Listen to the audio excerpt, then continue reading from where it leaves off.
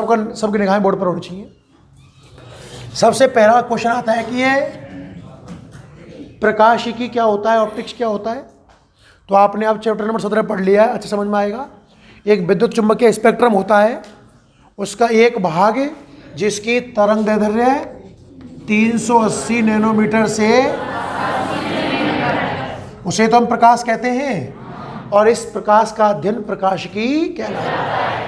सबसे पहले लाइन में नोट्स में लिखाई हुई है कि विद्युत चुम्बकीय स्पेक्ट्रम का वह भाग जिसकी तरंग दैर्ध्य 380 नैनोमीटर से 780 नैनोमीटर हो प्रकाश कहलाता है, और प्रकाशिकी का अध्ययन प्रकाश का अध्ययन प्रकाशिकी कहलाता है। कोई नहीं पूछता, पर हमारे दिमाग में होनी चाहिए।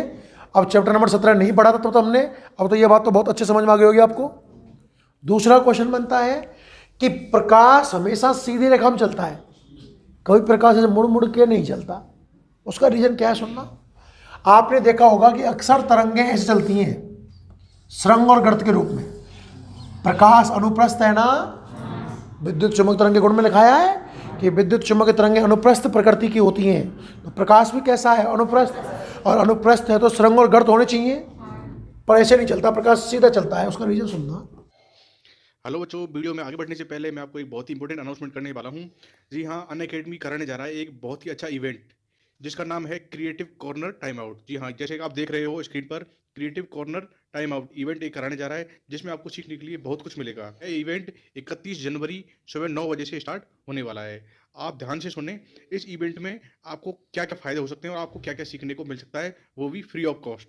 तो मैं आपको सबसे पहले बता दूँ, इस इवेंट के अंदर जो जो चीज़ आप सीख सकते हो, तो मैं आपको बता दूं, इस इवेंट में जो आप सीख सकते हो वो सबसे पहले स्क्रीन पर देखिए आप, गेम ट्रिक्स। जी हाँ, magic, doodling, poetry, coding, Excel, robotic making and app creation, ये सारी चीज़ आप सीख सकते हो। अटेंड करिए इस इवेंट को, क्रिएटिव कॉर्नर इवेंट। और यह मैं बता दूं आपको, ये सारी चीज़ें आपको आने वाले समय में आपके बहुत ही इंपॉर्टेंट और बहुत ही काम आने वाली हैं। और ये बता दूं मैं आपको, ये सारी चीज़ आपको सीखने को मिलेंगी फ्री ऑफ कॉस्ट, इनका कोई चार्ज आपसे नहीं लिया जाएगा। और मैं इनकी आपको टाइमिंग बता देता हूँ कब कब ये होने वाली हैं। ये आप ध्यान रखें, 31 जनवरी 9 बजे से ये स्टार्ट होने वाली हैं। और ये कब कब स्टार्ट होने वाली हैं ये मैं आपको सारी चीज़ बता देता हूँ। जैसे कि आपको देखिए, थोड़ा सा बड़ा कर देता हूँ जैसे आपको ढंग से दिख सके। देखिए, सबसे पहले जैसे चेस का है 9 बजे से है, कोडिंग ये देखिए 10 बजे से है, एक्सेल है 11 बजे से, पोइट्री है 12 से, रोबोटिक है 3 बजे से है, मैजिक 4 बजे से, ऐप क्रिएशन 5 बजे से। ये इनकी टाइमिंग है, आप सीख सकते हो इनको बहुत ही आसानी से, और वो भी फ्री ऑफ कॉस्ट। ये ध्यान रहे, 31 जनवरी 9 बजे से ये इवेंट स्टार्ट होंगे, तो आप सभी अभी से रजिस्टर कर सकते हैं। ध्यान रहे, 31 जनवरी सुबह 9 बजे से स्टार्ट होने वाला है। रजिस्ट्रेशन करने के लिए लिंक आपको डिस्क्रिप्शन में दी हुई है, तो अभी रजिस्टर कर सकते हैं आप। रजिस्टर करने के समय अगर आपसे कहीं भी रेफरल कोड अगर मांगा जाता है, तो आप रेफरल कोड में लिख सकते हैं EXPERT10 EXPERT10। जी हाँ, अपना रेफरल कोड है EXPERT10। और इसके अलावा अगर आप अनअकैडमी का कोई भी कोर्स परचेज करते हो या खरीदते हो, तो आपको अपना रेफरल कोड EXPERT10 यूज करने पर आपको मिलेगा 10% का डिस्काउंट। तो आज ही आप जुड़िए अनअकैडमी से, और इसके अलावा आप बहुत सारे कोर्स भी आप फ्री ऑफ कॉस्ट सीख सकते हो। आने वाले वीडियो में मैं आपको बताता रहूँगा इसके बारे में। अच्छा, यहाँ से जो यहाँ तक की जो दूरी है एक चक्कर की, क्या इसको आप तरंग दैर्ध्य कहते हो क्या? अरे हाँ या ना? प्रकाश की तरंग दैर्ध्य बहुत ज़्यादा है कि बहुत अल्प है? नैनोमीटर शायद बहुत ज़्यादा अल्प हो गया ना। और छोटा करें अगर वेवलेंथ को, तो इस तरंग आएगी, और छोटा करें तो ऐसी आएगी, और छोटा करें तो ऐसी आएगी, और छोटा करते जाओ नैनोमीटर में ले जाओ, नैनोमीटर में तो बिल्कुल पॉइंट जैसी स्ट्रक्चर ही आ जाएगी। अरे हाँ या ना? उस पॉइंट में सुरंग भी रहा होगा, तो ऐसे में बहुत सारे point point point point point point point point point बना दूं, तो क्या सीधी रेखा बन पाएगी? नहीं समझ में आया? बहुत अच्छा क्वेश्चन है। वैसे क्वेश्चन चैप्टर नंबर 12 का है कि प्रकाश सीधी रेखा में गमन करता है क्यों? प्रकाश कभी आप ऐसे नहीं चलाओगे, प्रकाश किरण को हमेशा मैं सीधा ले जाता हूँ। आप याद करना, कोई भी चित्र देखना, आपने 10th क्लास में कहीं भी प्रकाश किरण बनाई हो, हमेशा आप सीधी लाइन बनाते हो क्या? कभी आपने प्रकाश को आप ऐसे ले गए हो क्या? चलता ही नहीं है प्रकाश ऐसे तो। क्यों? उसका रीजन, क्योंकि प्रकाश की तरंग दैर्ध्य बहुत अल्प होती है। दो बात समझ में आ गई। विद्युत चुम्बकीय स्पेक्ट्रम का वह भाग जिसकी तरंग दैर्ध्य 380 नैनोमीटर से प्रकाश कहलाता है। प्रकाश का अध्ययन प्रकाशिकी कहलाता है। प्रकाश हमेशा सीधी रेखा में चलता है क्योंकि इसकी तरंग दैर्ध्य क्लियर है। प्रकाश जिस पथ पर चलता है उसे कहते हैं प्रकाश किरण, और अगर बहुत सारी प्रकाश किरण हो तो उसका नाम है प्रकाश पुंज। दोनों फालतू बातें हैं, ठीक है ना। आगे देखिए, स्टार्ट होती है हेडिंग प्रकाश का परावर्तन। वैसे डिलीट कर दी गई है भाई, सुन लो पढ़ा काल का सा, कि मैंने पहले पढ़ा रखी थी तो वो मेहनत बेकार जाएगी अदरवाइज। प्रकाश का परावर्तन, तो 10th क्लास में परावर्तन सबने पढ़ा होगा। ये कोई प्रकाश, ये कोई सतह है, प्रकाश किरण आए, टकराए, ये अविलंब, और टकरा करके इसी माध्यम में लौट जाए, ये परावर्तन। जब प्रकाश किरण सतह से टकराकर पुनः उसी माध्यम में लौट आए, यह घटना प्रकाश का परावर्तन कहलाता है। आने वाली किरण है आपतित किरण, ये है परावर्तित किरण, ये है अविलंब, इससे परावर्तन हो रहा है तो परावर्तक सतह। ये वाला कोण आपतित किरण अविलंब के बीच में आपतन कोण, ये वाला कोण परावर्तन कोण। दो नियम होते हैं परावर्तन के, आपतित किरण, अविलंब, परावर्तित किरण, तीनों एक तल में होनी चाहिए और आपतन कोण का मान परावर्तन कोण के बराबर होना चाहिए। हाँ है ना। अगर कोई किरण इस सतह पर लंबवत आए, ध्यान सुनना, लंबवत आए तो आने वाली किरण ये हो गई, क्या यही अविलंब होगा? आपतन कोण 0, आने वाली किरण भी यही है, अविलंब भी यही है, कोण आई 0, और कोण आई 0 तो आर भी 0, मतलब इसी रास्ते से वापस लौट जाए। परावर्तन में क्या माध्यम चेंज हुआ? क्या माध्यम चेंज हुआ ना? माध्यम चेंज नहीं हुआ तो अपवर्तनांक चेंज नहीं हुआ, अपवर्तनांक चेंज नहीं हुआ तो चाल चेंज नहीं होगी। B बराबर C/A है, चाल चेंज नहीं होगी तो तय की गई दूरी तरंग दैर्ध्य चेंज नहीं होगी, और तरंग दैर्ध्य चेंज नहीं होगी तो आवृत्ति भी चेंज नहीं होगी। परावर्तन में ना माध्यम चेंज हुआ, ना अपवर्तनांक चेंज हुआ, ना चाल बदली, ना तरंग दैर्ध्य बदली, ना आवृत्ति बदली। तीव्रता में कमी आती है, तीव्रता में कमी। अगर 100 किरणें आए इधर से तो 100 की 100 लौटेंगी, ऐसा कतई नहीं होगा। चाहे कितनी भी बढ़िया सतह ले लेना, एक आध का लॉस तो हो ही जाएगा। तो 100 आई पर लौटी कितनी? 99। चमक घटी, मतलब तीव्रता क्या होती है? कम। ये घटना थी प्रकाश का परावर्तन। क्लियर है भाई? अरे कुछ समझ में आया कि नहीं आया? नेक्स्ट हेडिंग पढ़िए आप, दर्पण। तो पहला क्वेश्चन दर्पण बनता कैसे है? एक पारदर्शी प्लेट लो, कैसी प्लेट लो? और उसके एक ओर कर दो आप पॉलिश, क्या बन जाएगा? दर्पण। सीधी प्लेट ली है तो समतल दर्पण है, और वक्रीय प्लेट ली है तो गोलीय दर्पण। यहां भी पॉलिश कर सकता हूं और अंदर भी कर सकता हूं। इसमें तो दर्पण 3 प्रकार के हो गए। अब समतल दर्पण, सकल याद कर लेना, कुछ भी याद मत करना। इसका नाम अवतल दर्पण और इसका नाम उत्तल दर्पण। हाँ या ना? अगर नाम जानते हो ना, समतल, अवतल। इसको मैं ऐसे बनाया करूँगा, इसको मैं हमेशा इस तरीके से बनाऊंगा, क्योंकि अक्सर हम प्रकाश किरण को लेफ्ट से राइट लेके आते हैं। तो पॉलिश वाले हिस्से से प्रकाश किरण आएगी नहीं, यहाँ से आ सकती है, इसलिए इसको इस तरह से बनाया जाएगा। आया कि नहीं आया? उसके बाद कुछ शब्दावली। गोली दर्पण में कुछ नाम है, हमारे पास 7 नाम है, सुनना मैं लिख दूं एक बार। सबसे पहले आएगा द्वारक, उसके बाद आएगा ध्रुव, उसके ध्रुव का प्रतीक होगा P, फिर आएगा वक्रता केंद्र C, वक्रता त्रिज्या R, focus capital F, focus दूरी, और यहां बीच में एक और आएगा मुख्य अक्ष।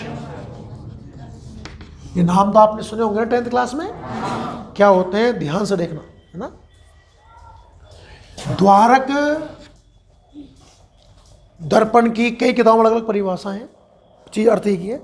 दर्पण की परावर्तक सतह द्वारक कहलाती है, मतलब जिस सतह से परावर्तन होता है, या दर्पण का वह भाग सबसे आसान जिस पर प्रकाश क्या होता है, आपतित।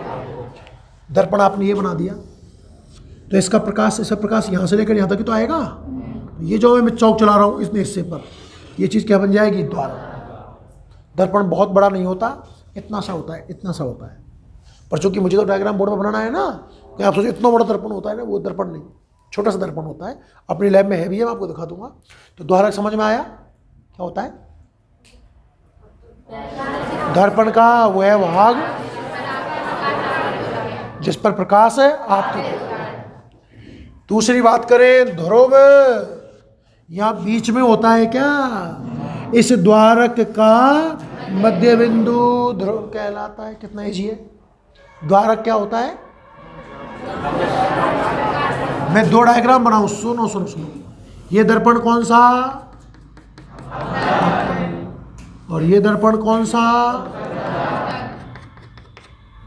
सबसे पहले द्वारक देखना है क्या इसमें? यहां से लेकर यहां तक है द्वारक। ये द्वारक, ध्रुव द्वारक का हाँ या ना? परिभाषा रटना मत, कोई नहीं पूछेगा, मेरी गारंटी है। 12th क्लास में तो आपसे ये पूछेगा नहीं कि ध्रुव को परिभाषित कीजिए। पूछ सकता है क्या? 10वीं में नहीं पूछता आजकल तो भाई। फिर आता है वक्रता केंद्र। देखो बड़ा कहाँ है, पहले केंद्र पढ़ेगी त्रिज्या पढ़ेगी। वक्रता केंद्र बहुत सरल तरीका से कहूँ आपको। ये वक्र है ना, वक्र अगर मुझे इसका वृत्त बनाना हो, गोला बनाना हो, तो किधर बनेगा? ऐसे बन सकता है क्या इसका? इधर तो बनेगा शायद। तो यहां से कहीं ना कहीं सेंटर आएगा नहीं आएगा? ये वक्र। दर्पण जिस गोले का भाग है उसका केंद्र। परिभाषा नहीं देखो, फिजिकल अर्थ समझ में आया आपको? इसका वक्रता केंद्र कहाँ होगा शायद?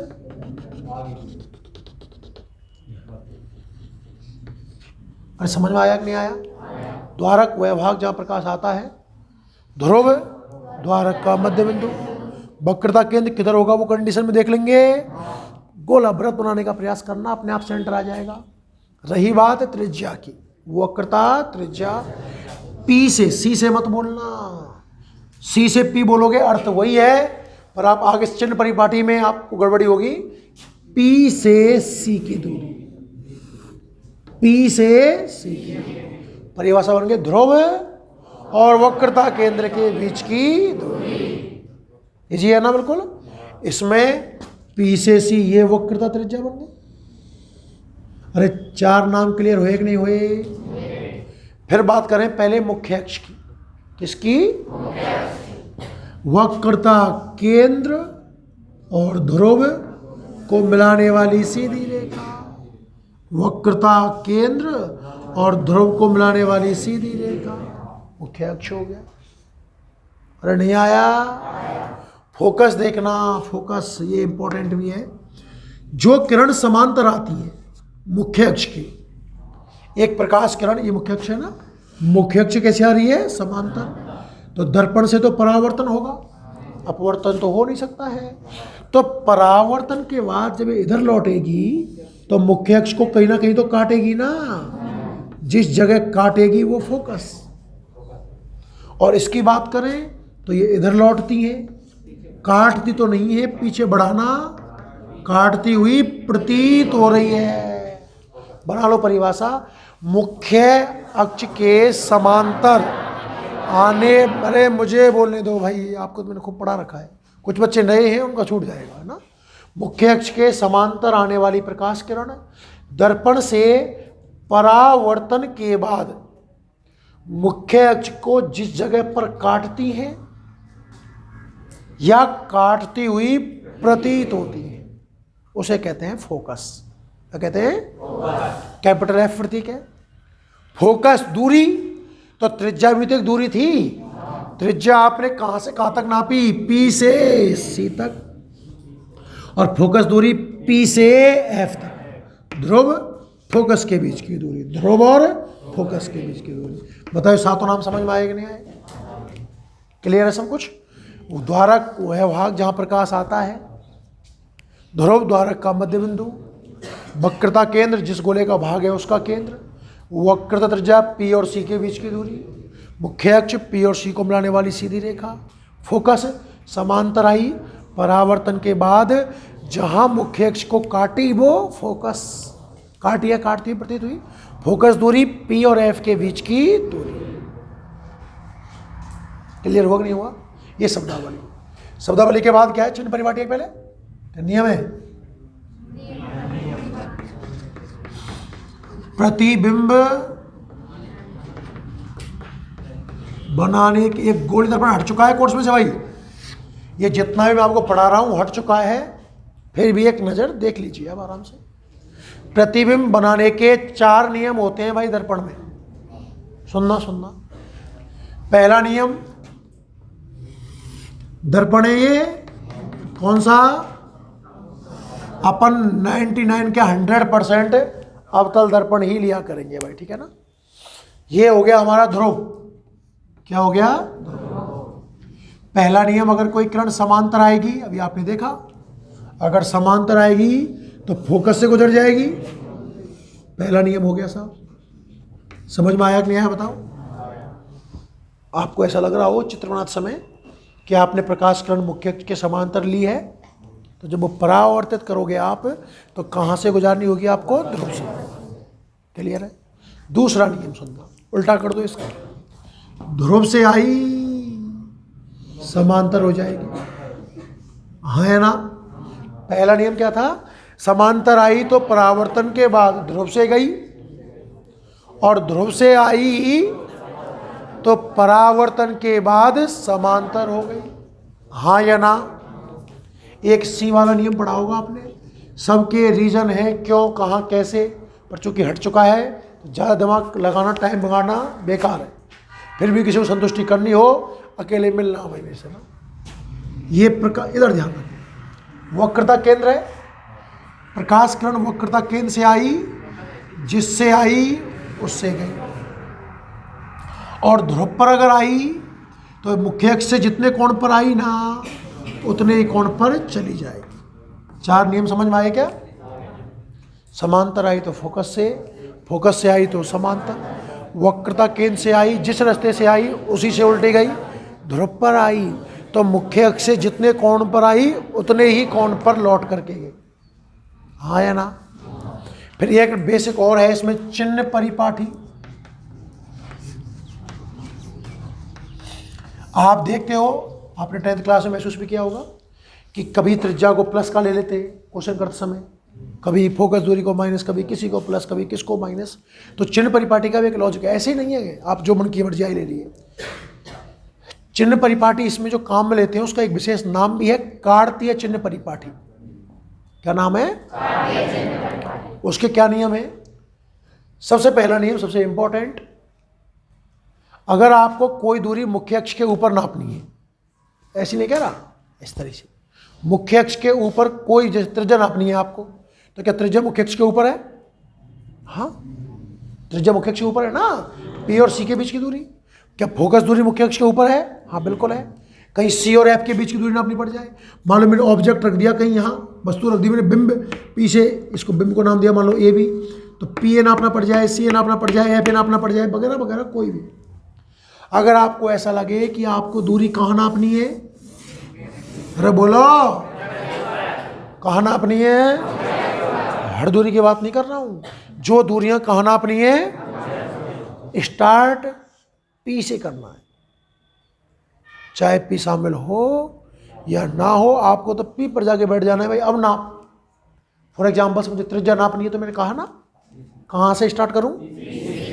P से नापना स्टार्ट करना, P से C नापो। फोकस दूरी नापनी है तो P से F नापो। बिंब की दूरी नापनी है तो P से A नापो। किसी बच्चे को कहीं CA नापना पड़ गया, मान लो जरूरत पड़ जाए CA की, मैंने कहा मुख्य अक्ष के ऊपर है तो ध्रुव शामिल करना ही होगा। फिर पहले PA फिर PC, PA नाप ली, उसमें से PC माइनस कर दी, अपने आप नप जाएगी। किसी बच्चे को FA नापना पड़ गया, FA एफ नापा तो पी ए माइनस है पी एफ, मुझे सी एफ नापना पड़ गया C F, P C minus P F. समझ में आ रहा है ना। मुख्य अक्ष के ऊपर कोई भी दूरी नापनी हो ध्रुव शामिल करना ही होगा। दूसरा नियम, ध्रुव से स्टार्ट होकर जब आप दूरी नापने जा रहे होंगे मुख्य अक्ष के ऊपर, तो आप आपतित प्रकाश की दिशा में हो तो प्लस, आपतित प्रकाश, क्या बोला है मैंने, अगर आप आपतित प्रकाश की दिशा में हो तो प्लस और विपरीत हो तो मैंने कहा ये दर्पण अवतल है ना साहब, अवतल दर्पण की त्रिज्या 20 सेंटीमीटर है क्वेश्चन में।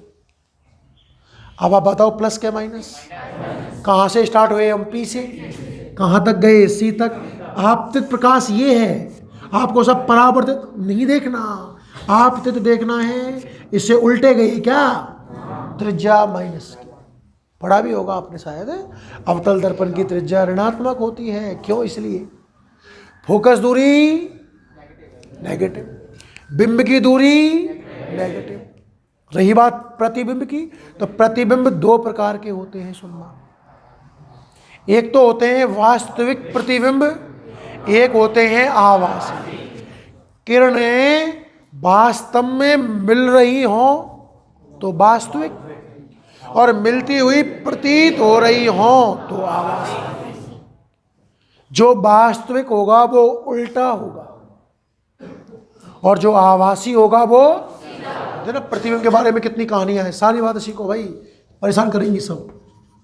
प्रतिबिंब दो प्रकार का, वास्तविक और वास्तविक में किरणें वास्तव में मिलेंगी, नामी दूसरे आधार पर है ना, और आभासी में मिलेंगी नहीं। जैसे यहां काट रही थी और काटती हुई प्रतीत हो रही थी। वास्तविक उल्टा, आभासी सीधा। वास्तविक को पर्दे पर प्राप्त किया जा सकता है और आभासी को पर्दे पर प्राप्त, इन शब्दों का उपयोग करेगा वो। अब सुनना, अगर वास्तविक होगा तो इसका मतलब सामने बनेगा। अरे पीछे किरणें काट सकती है क्या, संभव ही नहीं है यार। परावर्तन तो अंदर किरणों को जाने नहीं देगा।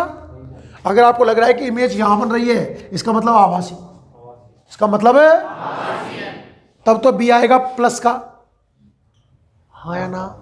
और वास्तविक होगा तो बी आएगा माइनस। कहानी समझ में आई कि नहीं आई। उत्तल दर्पण त्रिज्या प्लस क्या माइनस, फोकस दूरी, बिंब की दूरी, देखो बिंब यहां रखोगे उधर रखोगे ना लायको।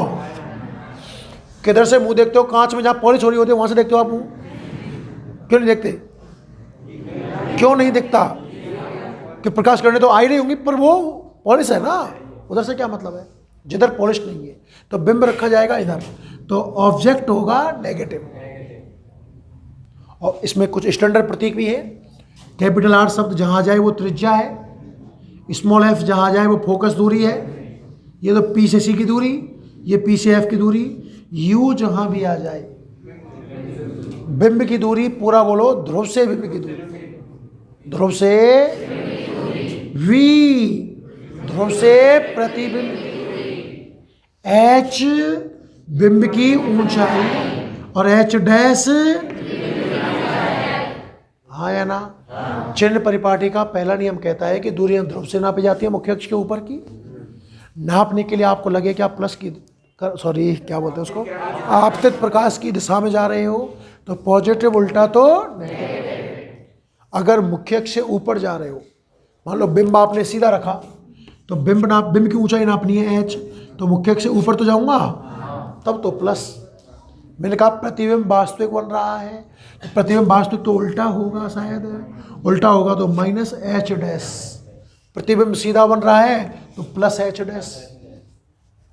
अभी तक आया कि नहीं आया, आगे बढ़िए, बोलो बोलो।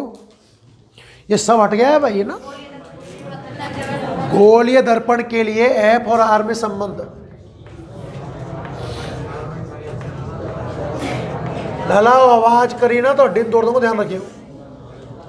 बिल्कुल साइलेंट बैठे, और कल में जितना पढ़ा दूं उतना मेरे को याद भी चाहिए। चैप्टर नंबर 17 पूछ सकता हूं मैं कभी भी कुछ भी। संडे को टेस्ट भी है कल आपका शायद, अभी तो ये मानो आज ही स्टार्ट किया है, मैं अदरवाइज इसको टेस्ट में इंक्लूड करता। तो अगले संडे को जो टेस्ट होगा तब तक ये आराम से पूरा हो चुका होगा, बड़े आराम से। और 2 दिन बचेंगे भी, देखना आप। सारे क्वेश्चन भी करा चुका हूँ इसके में। पूरा चैप्टर नंबर 11 आएगा, संग में 17 भी आएगा। 17 हमेशा आएगा। तो आपके लिए बढ़िया है ना, आपने एक बार याद कर लिया ना। आपके तो ये मानो कि एक क्वेश्चन फ्री का आ रहा है।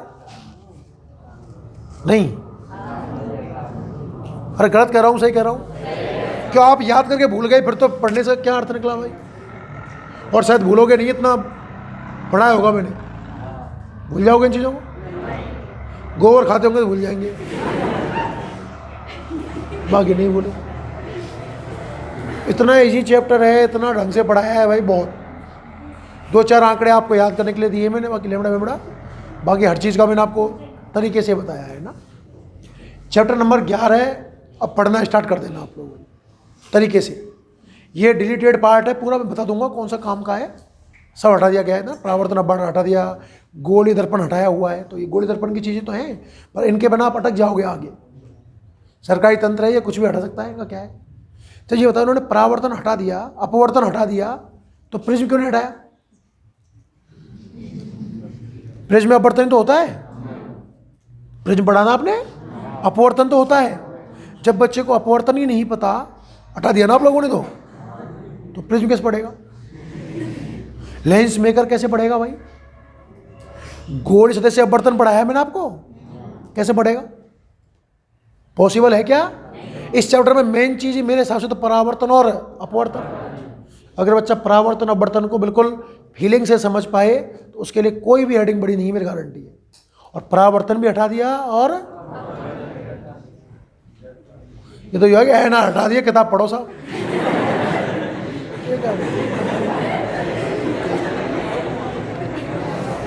बोर्ड में देखें, हम मैं पूरा पढ़ा रहा हूँ आपको ना, पूरा कराएंगे, बेफिक्र है। स्मॉल एफ और कैपिटल आर में संबंध पढ़ना है, पहले संबंध याद कर लें। एफ बराबर होता है r/2, पढ़ा होगा आपने। फोकस दूरी वक्रता त्रिज्या का आधा होती है ना। क्वेश्चन आता है इस पर, अब हट गया है तो नहीं आए शायद। बाकी ऐसा आता है कि अवतल दर्पण की वक्रता त्रिज्या 20 सेंटीमीटर है, फोकस दूरी ज्ञात करो। तो अवतल नाम बोला है, इसलिए आर आपको नेगेटिव लेना होगा। त्रिज्या 20 सेंटीमीटर बोली, तो आर बराबर -20। इसी में उत्तल दर्पण बोला होता तो, देखो चिन्ह को और क्लियर कर दो आपके दिमाग में। जहां उत्तल शब्द आ जाए, चाहे वो दर्पण हो या लेंस, आपके दिमाग में प्लस की प्राथमिकता होनी चाहिए। मैंने ये नहीं कहा प्लस होना चाहिए, मैंने ये कहा है प्लस की प्राथमिकता। वो चीज मैं समय के साथ सिखाऊंगा आपको। और अगर नाम आ जाए अवतल, चाहे दर्पण चाहे लेंस, तो प्राथमिकता दिमाग में होनी चाहिए माइनस। अभी एग्जाम आया, अवतल दर्पण की त्रिज्या 20 सेंटीमीटर है, तो अवतल मतलब माइनस, आर बराबर -20। एफ निकालना है तो एफ बराबर r/2 -20/2 -10 सेंटीमीटर। क्वेश्चन में आता उत्तल दर्पण की वक्रता त्रिज्या 20 सेंटीमीटर है, आर बराबर प्लस का 20, तो निकाल लेंगे।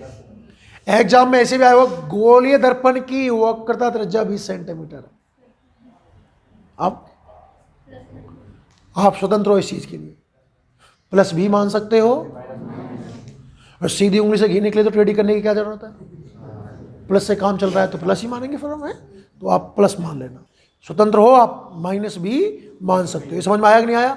आर देकर एफ पूछ ले, 3 क्वेश्चन बना दिए, 3 लैंग्वेज बन गई ना।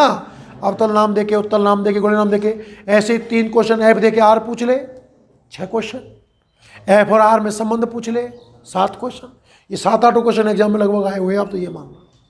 तो एफ बराबर क्या होता है? r/2। इसका प्रूफ देखना। सबसे पहले हम बनाएंगे कि गोलीय दर्पण, मुख्य अक्ष P। अरे यहां तक कहानी समझ में आई? इसमें क्या है समझ लायक? क्या समझ में आया?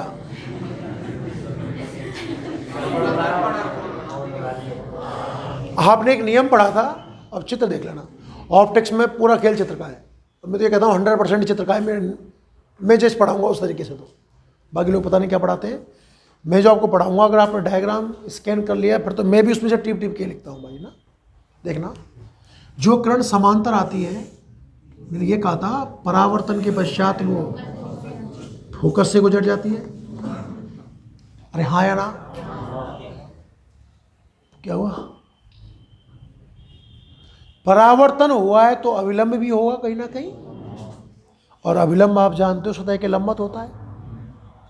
इसमें सतह एक तरीके से परिधि है, सतह एक तरीके से परिधि है, और परिधि के लंबवत, अविलंब तो लंबवत होता है सतह के, तो आपको परिधि के लंबवत खींचना है, और परिधि के लंबवत तो त्रिज्या होती है, या कहो व्यास होता है, और त्रिज्या हो चाहे व्यास हो सेंटर से ही तो गुजरेगा।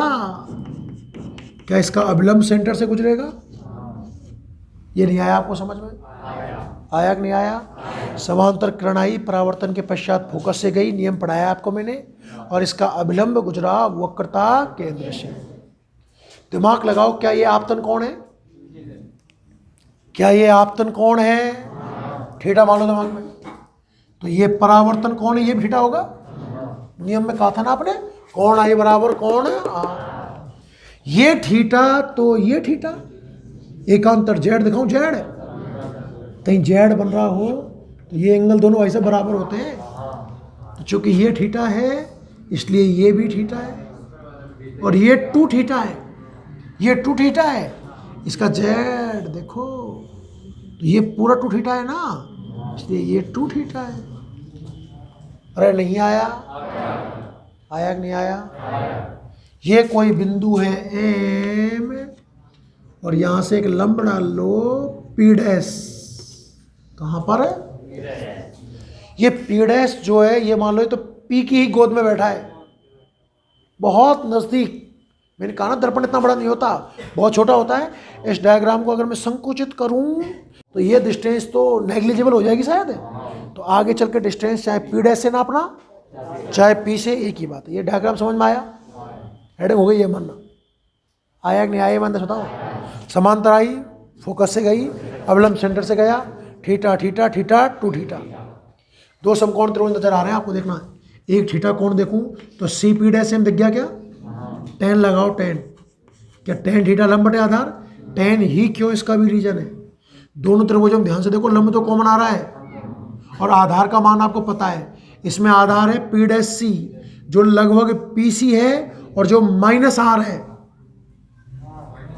हाँ या ना? इसमें आधार पी डैश एफ है जो लगभग पी एफ है, और जो माइनस एफ है। लंब कॉमन दोनों त्रिभुजों में, आधार की वैल्यू पता है। कर्ण तो कोई काम का है ही नहीं है ना, तो कर्ण मतलब साइन कॉस नहीं लगेंगे, इसलिए tan लगेगा। इसमें लगाओ अब tan थीटा लंब बटे आधार, लंब होगा साहब P dash M, P dash C. कोण अल्प है, ये जो कोण आपको दिए गए कैसे हैं? हेलो हेलो, कोण अल्प है तो क्या tan थीटा थीटा बन जाएगा? नहीं पता होगा आप सबको। जब कोण अल्प होते हैं तो साइन थीटा को थीटा, कॉस थीटा को 1 और tan थीटा को थीटा लिखा जाता है। क्या इसी तरीके से सेम tan 2 थीटा निकाल पाओगे क्या आप? लंब बटे आधार, लंब कितना पी डैश एम, आधार कितना पी डैश एफ, इसका भी tan गायब कर दें तो क्या बचेगा? 2 थीटा। ऊपर से थीटा को नीचे पटक दो, 2 थीटा बराबर P dash M upon P dash C, P dash M upon P dash F. P dash M ने पी डैश एम को मार दिया 2 बटे, क्या P dash C P C है? और क्या पी सी माइनस आर है? अरे रो करो, क्या P dash F P F है जो माइनस एफ है? माइनस ने माइनस को मारा, दोनों को उल्टा कर दो, क्या आपको एफ बराबर आर बाई 2 नजर आया?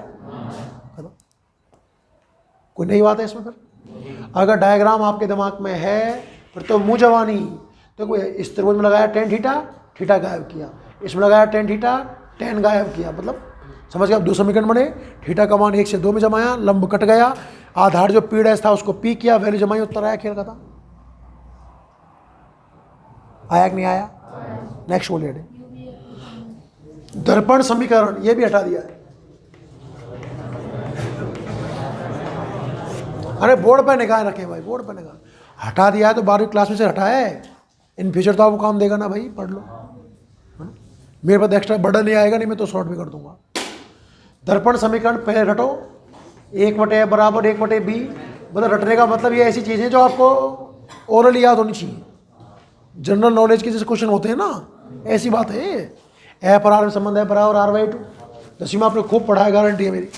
दर्पण समीकरण के सवाल भी किए होंगे आपने। 1/a बराबर 1/b plus 1/u plus 1/b याद मत करना, इसका रीजन मैं आपको लेंस में बताऊंगा।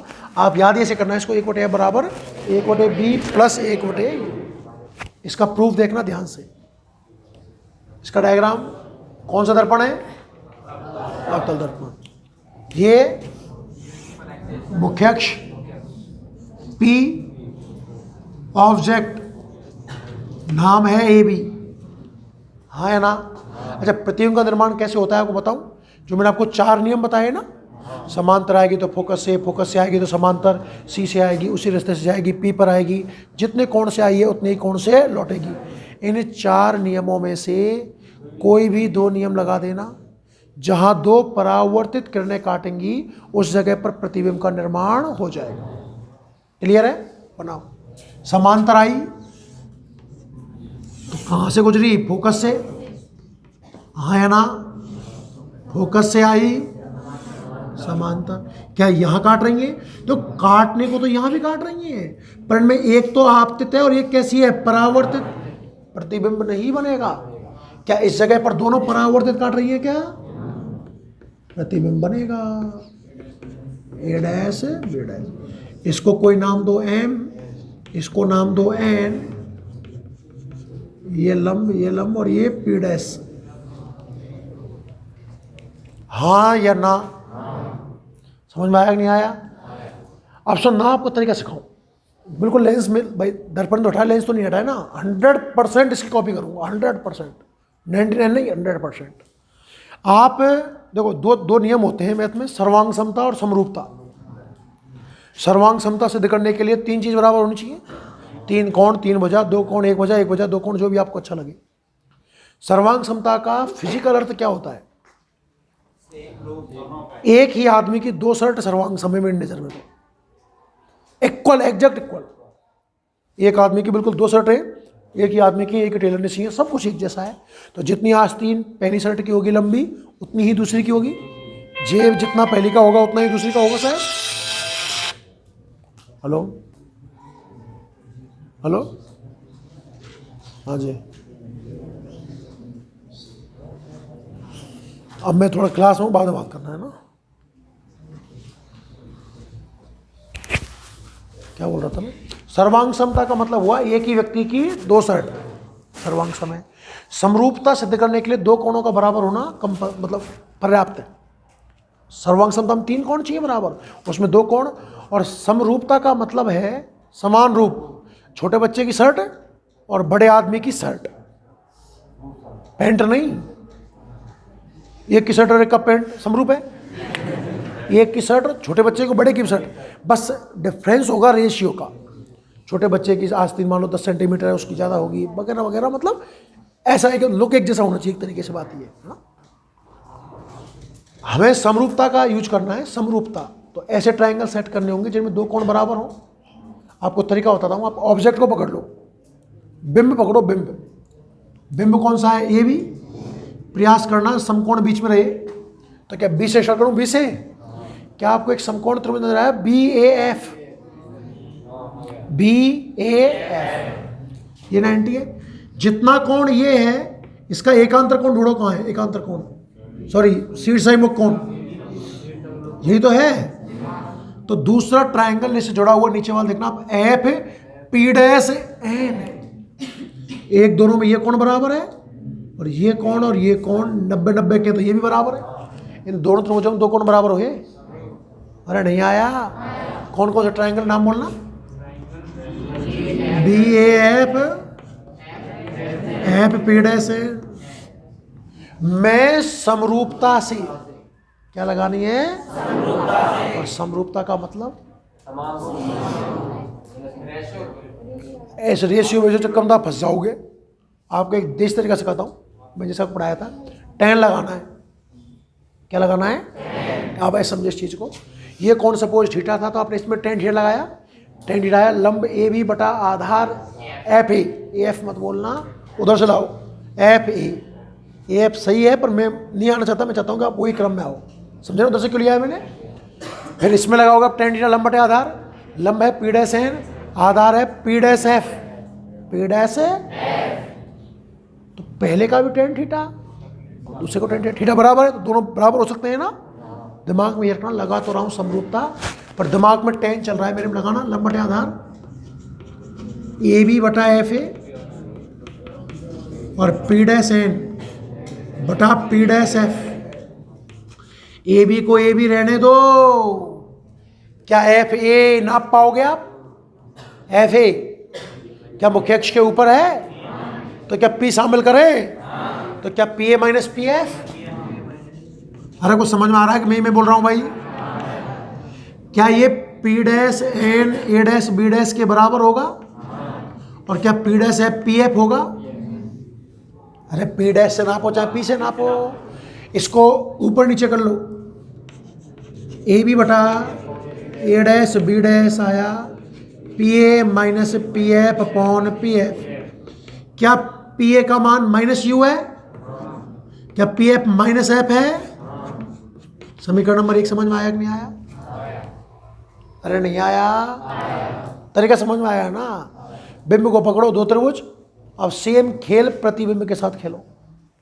प्रतिबिंब को पकड़ो, समकोण बीच में रहे, इस तरीके से पकड़ो, तो क्या आपको प्रतिबिंब का त्रिभुज B dash A dash F दिखा क्या भाई? 90। और ये जितना कोण है ये उतना ही तो कोण है, मतलब मेरे हिसाब से त्रिभुज हुए B dash A dash F F P dash M. हाँ या ना? आया सबको? बुलेट ट्रायंगल कौन कौन से, एक बार जल्दी से। बी डैश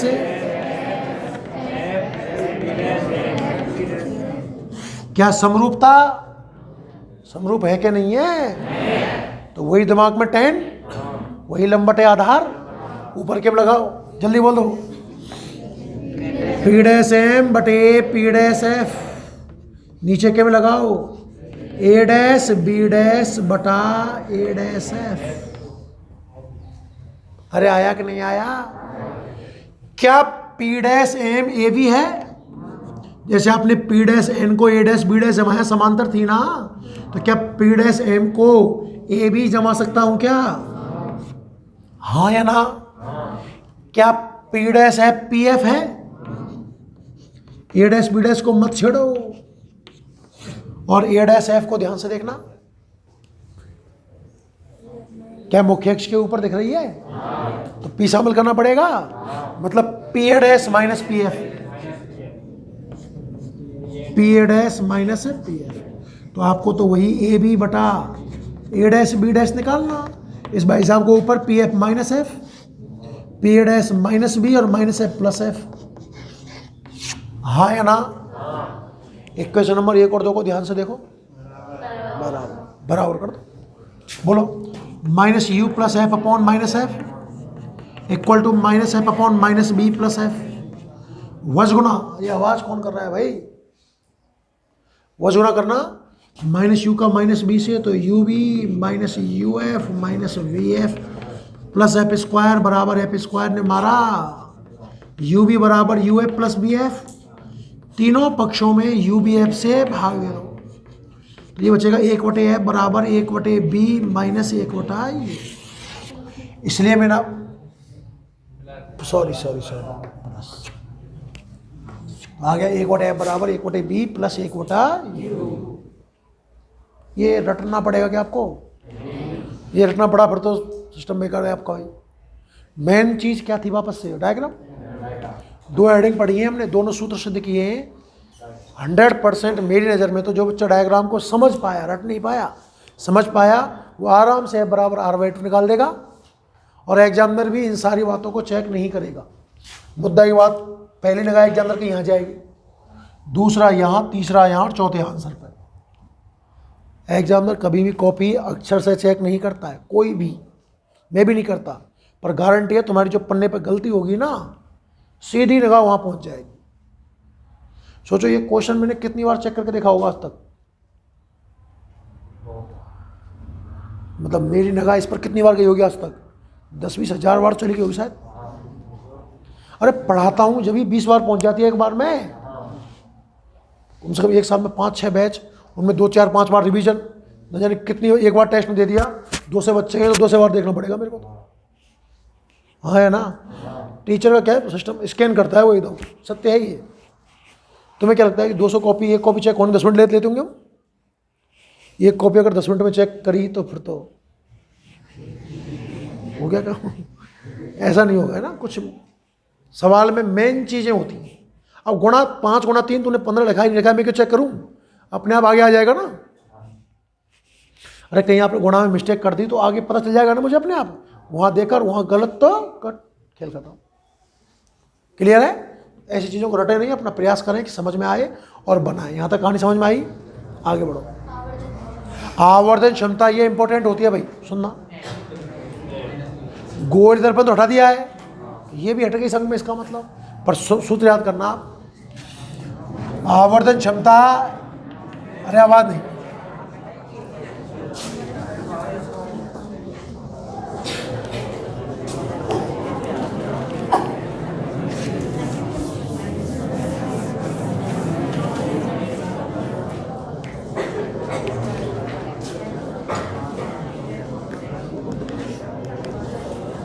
देखिए।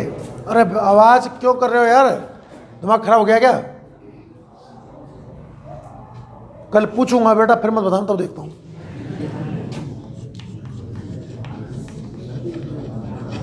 देखो आवर्धन क्षमता क्या होती है, सुनना। फिजिकल अर्थ समझें पहले तो। हमें अगर कोई मोबाइल फोटो देख रहे हैं, फोटो हमको ढंग की चीज़ देखनी है तो उसको जूम करते हैं अपन। मोबाइल में आपने देखा किया होगा बहुत बार, कुछ चीज़ देखनी है तो आप उसको जूम करोगे, वही आवर्धन एक्चुअल में। तो जब आप जूम करते हो ना, अभी वीडियो बना रहे हैं अपन, तो जब ढंग से पूरा कैमरा बोर्ड नहीं आता है तो अपन उसको भी तो जूम करते हैं हल्का सा।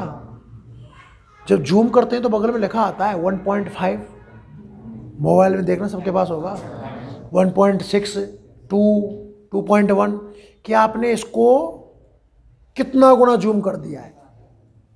मूल वस्तु की लंबाई 10 सेंटीमीटर थी, आपने 1.5 कर दिया, मतलब 15 सेंटीमीटर की बना दी, और बड़ी और बड़ी और बड़ी, वो जूम है, वो है हमारा आवर्धन क्षमता। तो इसकी बड़ी सरल सहज परिभाषा है m की h'/h। h' क्या बताई आपको मैंने? प्रतिबिंब की ऊंचाई। और h क्या बताई मैंने? प्रतिबिंब की ऊंचाई और बिंब की ऊंचाई का अनुपात आवर्धन क्षमता कहलाता है। 4 सूत्र हैं इसके। पहला समझ में आया? अब मैं सिद्ध नहीं करना चाहता क्योंकि है नहीं है, क्यों दिमाग लगवाओ। सुनना, मैं आपको सारी चीज स्ट्रिक्टली बता रहा हूं और प्रूफ पूछता भी नहीं, बेफिक्र रहो, मेरी गारंटी। आवर्धन क्षमता की परिभाषा समझ में आई क्या? दर्पण की बात करो, दर्पण से निर्मित प्रतिबिंब की ऊंचाई और बिंब की ऊंचाई का अनुपात दर्पण की आवर्धन क्षमता कहलाता है। m बराबर h'/h बराबर -b/u। 3 राशियां हैं, एफ यू बी, यू और बी की टर्म में निकाल लिया। 2 सूत्र और बन सकते हैं, एक एफ और बी की टर्म में, एक एफ और यू की टर्म में। मैंने आपको प्रूफ करना बताया है, अब ट्रिक से सुन लो उनको। बताओ किसकी टर्म में चाहिए? एफ और बी की टर्म चाहिए, कौन नहीं चाहिए? एफ और बी की टर्म में चाहिए तो कौन नहीं चाहिए? यू को लात मार के बाहर निकालो, इसकी जगह एफ लिखो, हाँ है ना। ऊपर बी है ना, इसको एफ में से घटा दो, ये पढ़ा होगा आपने, F minus B upon F. मान लो हमें तो साहब एफ और यू के रूप में चाहिए, बी नहीं चाहिए, लात मार के बाहर निकालो, जो बच गया उसको एफ में से घटाओ, खेल खत्म। कोई नियम नहीं है ऐसे, पर इस बहाने आपको चीजें लंबे समय तक याद रख पाएंगे। इधर देखना, एम बराबर एच डैश बटे एच माइनस बी बटे यू। बी हटाना है तो F upon F minus you, you हटाना है तो नीचे एफ और ऊपर एफ माइनस, जो भी बी बचा तो बी हटा दो उसमें से, F minus B upon F. समझ में आया कि नहीं आया? अरे आया कि नहीं आया? एम का यूज सुनना, जब आप एम निकालोगे तो इसका परिमाण की 3 बातें आएंगी आपके सामने, एक से बड़ा, एक के बराबर, एक से छोटा। अगर आवर्धन क्षमता का परिमाण 1 से बड़ा हो, ये चीज 1 से बड़ी कब आएगी? जब ऊपर ज्यादा नीचे कम, प्रतिबिंब की ऊंचाई बिंब की ऊंचाई से ज्यादा हो, प्रतिबिंब बड़ा बिंब छोटा। ये 1 के बराबर कब आएगा? प्रतिबिंब और बिंब बराबर, और 1 से छोटा कब आएगा? प्रतिबिंब बिंब से छोटा, प्रतिबिंब बिंब से छोटा। हाँ या ना? चिन्ह की बात करें तो कभी कभार आप एम को पॉजिटिव देखोगे, कभी कभार आप एम को नेगेटिव देखोगे, तो थोड़ा दिमाग लगाना ध्यान से, इस सूत्र से समझ में आएगा। यू तो माइनस होता ही है। प्रतिबिंब 2 प्रकार के, वास्तविक और आभासी। वास्तविक बनेगा तो सामने बनेगा, तो क्या v माइनस का होगा? वास्तविक वाले मतलब यू तो माइनस का ही है, और वास्तविक है तो बी भी माइनस का। माइनस ने माइनस मार दिया, 1 माइनस तो बचा। एम नेगेटिव का मतलब हुआ प्रतिबिंब वास्तविक, और एम पॉजिटिव का मतलब हुआ प्रतिबिंब आभासी। आपने इन 4 सूत्रों में से कुछ डाटा देगा आपको, F they they, you they दे, कुछ भी जो इसकी इच्छा होगी, और आपसे कहेगा प्रतिबिंब की प्रकृति का वर्णन करो, कैसा कैसा प्रतिबिंब बताओ उसके बारे में। तो आप एम सॉल्व करोगे। सपोज एम सॉल्व किया और आपका उत्तर आया -0.5, मात्रक होता ही नहीं इसका कुछ, तो एम नेगेटिव है, मतलब प्रतिबिंब आभासी है। और 0.5 1 से कम है ना, प्रतिबिंब बिंब से छोटा है। वास्तविक है तो उल्टा भी है फिर, तो प्रतिबिंब आभासी, सॉरी, प्रतिबिंब सीधा आभासी और बिंब से छोटा है। आ रहा है? समझ में आ रहा है नहीं आ रहा है? शायद परावर्तन खत्म हो चुका होगा। लोकेशन खुद बढ़ना अनंत पर होता है तो एफ पर बनता है, वो पता है क्या? अरे बहुत सारी स्थिति हो सकती है ना अवतल दर्पण में, देखना। ये अवतल दर्पण, ये मुख्य अक्ष, ये पी, अरे इधर देखो, पहली स्थिति अनंत पर, दूसरी सी से परे, सी पर, सी और एफ के मध्य, एफ पर, एफ और बी के मध्य है ना। प्रतिबिंब कहाँ से स्टार्ट होते हैं? एफ से। उल्टा वास्तविक छोटा मतलब बिंदुवत, उल्टा वास्तविक छोटा, उल्टा वास्तविक बराबर, उल्टा बड़ा उल्टा वास्तविक बड़ा, उल्टा वास्तविक बड़ा, सीधा आभासी बहुत बड़ा। पढ़ लेना भाई नोट्स में डायरेक्ट, कैसे बनाना है वो प्रैक्टिस करना, फिर भी नहीं आए तो पूछते रहना। क्लियर है? परावर्तन कंप्लीट हुआ। परावर्तन के कुछ क्वेश्चंस दिए हुए हैं बुक में 5-6, हाँ या ना, उन क्वेश्चनों को करना, ठीक है। फिर पढ़ेंगे अपन अगले टर्न से अपवर्तन, अब तो नहीं हो पाएगा।